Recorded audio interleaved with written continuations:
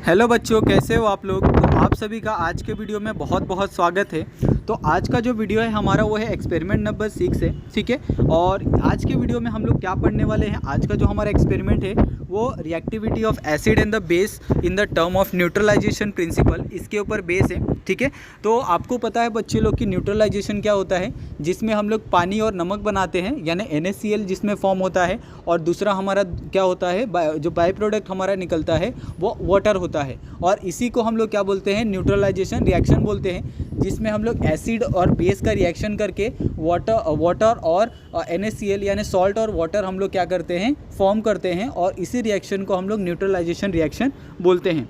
तो यहाँ पे देखोगे कि आपको इस एक्सपेरिमेंट के लिए क्या क्या apparatus है, क्या क्या केमिकल है, ये सारी चीज़ें यहाँ पे आपको लिख के दी गई है, ठीक है। और उसके बाद यहाँ पे आप देखोगे तो पूरा किस तरह से सेटअप किया है आपको, इस डायग्राम में देख के आपको लैब में भी इसी तरह का सेटअप करना है।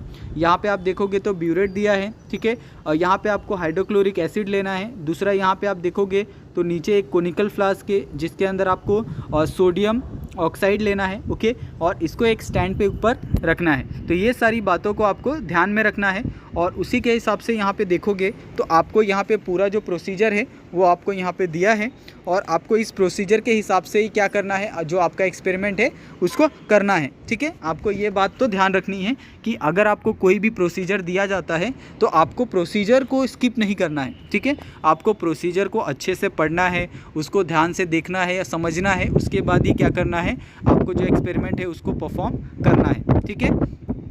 उसके बाद यहाँ पे आप देखोगे तो जो भी आप एक्सपेरिमेंट करोगे उससे क्या ऑब्जर्वेशन मिलेगा कि हम लोग ने जो ब्यूरेट सॉल्यूशन लिया था, उस ब्यूरेट सॉल्यूशन के अंदर हम लोग क्या लिया था, हाइड्रोक्लोरिक एसिड लिया था, ठीक है। आपने जो ऊपर फिगर देखा है उसके अंदर, और solution in the conical flask के अंदर हम लोग ने कौन सा सॉल्यूशन लिया था, सोडियम हाइड्रोक्साइड का।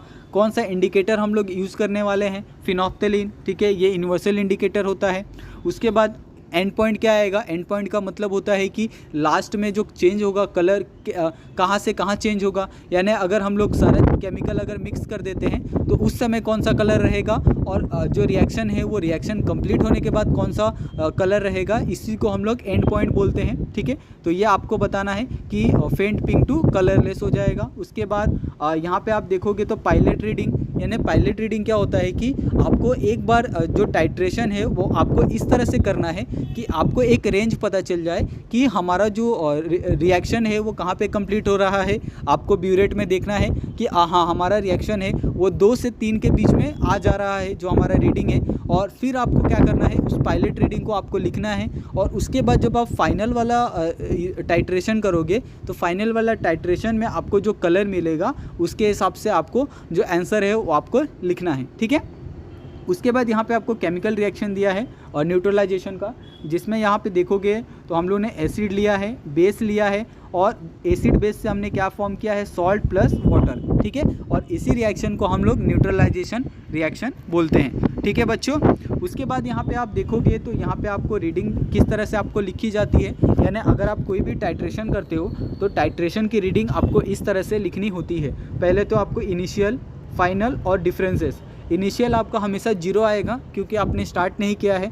फाइनल यानी आपका जहाँ पे आपका एंड होता है, जहाँ पे आपको रीडिंग मिल जाती है वो आपका फाइनल होता है। और डिफरेंसेस यानी 0 में से अगर आपने जो भी वैल्यू माइनस की है तो जो भी आपका फाइनल वैल्यू आता है वही आपका क्या होता है, डिफरेंस वैल्यू होता है, ठीक है। और हमेशा आपको एक बात याद रखनी है कि जो आपका ये है यूनिट है ml वाला, वो आपको वहाँ पे लगाना ही है, ठीक है, ताकि आपका जो रीडिंग है, आपके जो अगर कोई टीचर है वो आपके गलत ना कर सके। उसके बाद यहाँ पे आपको इन्फ्रेंसेस दिया है, यानी इससे आपको क्या सीखने को मिलता है, इससे आप क्या कंक्लूजन निकाल सकते हो। इस तरह से आपको एक तरह से ये कंक्लूजन ही होता है कि आपको इस एक्सपेरिमेंट में क्या सीखने को मिला है, ठीक है। उसके बाद यहाँ पे आप देखोगे बच्चे लोग तो यहाँ पे आपको 3 मल्टीपल चॉइस क्वेश्चन दिए हैं, यानी अगर हम लोग MCQ की बात करें तो यहाँ पे आपको 3 दिए हैं, और ये तीनों MCQ के जो आंसर है यहाँ पे आपको लिख के दिए हैं। पहला यहाँ पे आप देखोगे तो एक केमिकल इंडिकेटर है, ओके। उसके बाद सेकंड वाला देखोगे तो यहाँ पे आपको कलर के बारे में बात किया है। थर्ड वाले में यहाँ पे और जो न्यूट्रलाइजेशन रिएक्शन होता है वो क्या होता है, एसिड बेस का रिएक्शन होता है, ठीक है। तो ये सारी चीज़ें यहाँ पे आपको दी है और ये बहुत ईजी है। उसके बाद यहाँ पे हमें 2 क्वेश्चन भी पूछे हैं, ठीक है। तो पहला क्वेश्चन क्या है कि which major are taken to decrease the acidity in body, Y.